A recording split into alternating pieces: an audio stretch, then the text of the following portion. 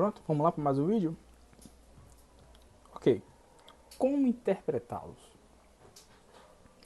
De acordo com o sentido geral da Bíblia, lembre-se, a Bíblia interpreta a si mesma. Mas em que contexto, professor, a Bíblia interpreta a si mesma? Fácil. De acordo com o seu contexto. Né? A Bíblia interpreta a si mesma porque ela não tem equívocos, ela não é equivocada. Como eu já falei em sala para vocês, a Bíblia sozinha se explica. Mas ela, sendo lida por mim e por você, não te explica e não me explica nada. Absolutamente nada. Eu preciso usar ferramentas da teologia, como eu já falei antes, para que eu possa interpretar os contextos bíblicos. Lembra que eu falei lá da carta de Paulo aos crentes em Coríntios? Eu preciso conhecer da situação histórica para saber por que Paulo está falando de idolatria na igreja. Por quê? Então tem que conhecer do contexto histórico.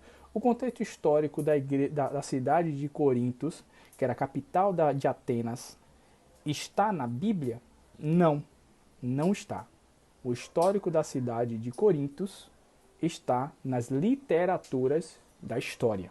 Então vou ter que ler literaturas para saber do que se trata a idolatria do povo de Corintos. Entenderam? E isso vai entrelaçar a Bíblia para que eu possa interpretá-la, usando ferramentas da teologia, como a exegese e a hermenêutica, a semântica, que são ferramentas da teologia que eu posso interpretar o contexto bíblico. A Bíblia sozinha se explica, mas para mim, ela não explica nada. Eu vou ter que usar ferramentas para que ela me explique seus contextos. Qual é essa ferramenta? Exegese, hermenêutica, semântica e contextualizações históricas. Certo? Entendido? Vamos pro próximo. De acordo com o seu contexto. Né? Cada situação eu só posso interpretar a Bíblia, o contexto bíblico, de acordo com os seus contextos dos seus textos. Eu pego um texto, para eu compreender o sermão do texto, eu tenho que analisá-lo por menores. Como eu já falei em outras ocasiões, analisar o texto bíblico é tirar pó de pirâmide.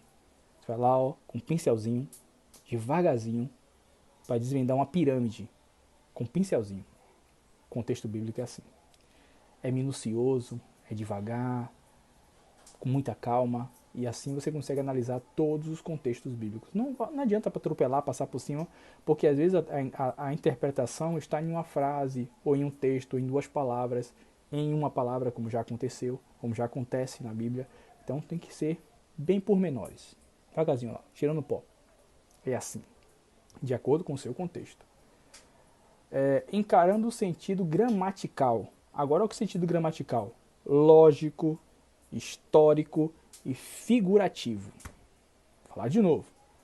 Encarar seu sentido gramatical. O que é sentido gramatical? Encarar a forma da qual foi escrita, qual foi a lógica da escrita, qual foi a ordem histórica da escrita e qual foi a figura utilizada naquela escrita. Tem que analisar isso. Esses três. A lógica, a histórica e a figurativa. São três classes gramaticais. Então você tem que analisar esse contexto. Qual é a lógica desse texto? Para quem está falando, por que está falando e com quem está falando? Que contexto histórico é esse? Se Paulo está falando tal coisa, ele está falando para quem? Do que? Com que? Né?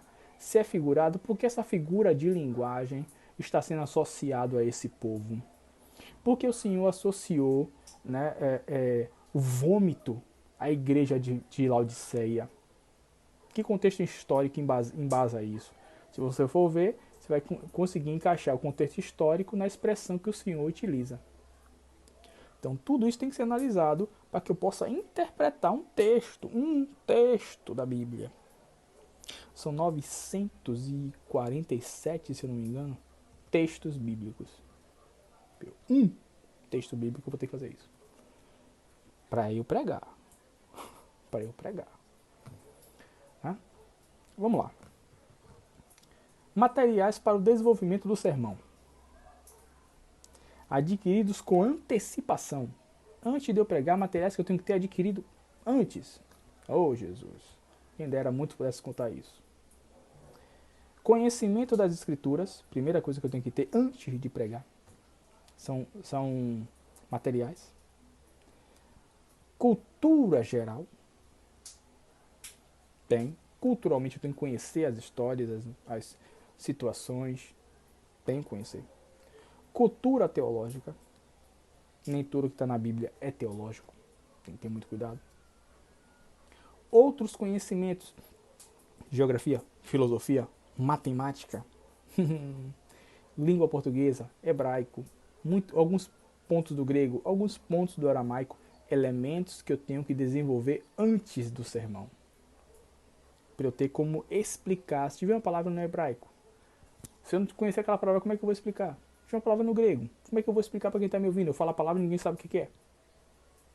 Então, tenho que ter esse conhecimento antes de pregar. Adquiridos no preparo da mensagem, coisas que eu tenho que ter quando vou preparar a mensagem.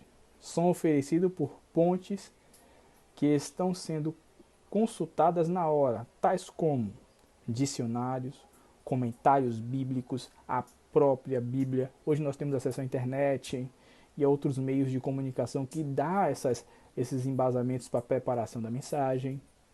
Fica mais fácil. Adaptados durante a construção da mensagem, coisas que eu posso fazer e ir adaptando de acordo com a construção da minha mensagem. Diz que mais da metade das mensagens pregadas em nossos púlpitos são adaptados, e isso é uma verdade. Trata-se de um aproveitamento das ideias e pensamentos alheios, não literais, porém modificados ou aperfeiçoados pelo pregador no preparo do sermão. Então imagine, metade das nossas pregações nunca é nossa, é sempre uma cópia, e normalmente a cópia não se refere, a cópia não é igual ao original. Sempre tem algum erro, até mesmo na impressão do papel. Sempre tem algum erro. Então é uma cópia ruim do original. É uma adaptação e nem sempre é boa. Né? Tem umas que ficam legais, são boas, é compreensível, mas tem muitas que não ficam. Isso é comum no mundo científico. O pregador deve, na medida do possível, citar as fontes de consultas. Eu sei que fica parecendo uma monografia, né? Você está falando e está citando fontes de consulta. Mas para nós que já temos o hábito de falar algo e falar onde está escrito na Bíblia, para a gente é fácil, a gente tira isso de letra. Ó, tal coisa que eu estou falando está em Romanos, tal coisa que eu estou falando aqui está em 1 Coríntios. Isso para nós, a gente letra isso aí. Então é interessante fazer isso. É muito interessante. Aquele dia que isso é ultrapassado, para homilética não. Isso é correto. Você está dando veracidade ao que você está dizendo. Então, para certificar das coisas que está sendo dita, peça ou diga para que o outro possa conferir. Ficará bem melhor. Eu lhe garanto. Já volto com outro vídeo muito bom.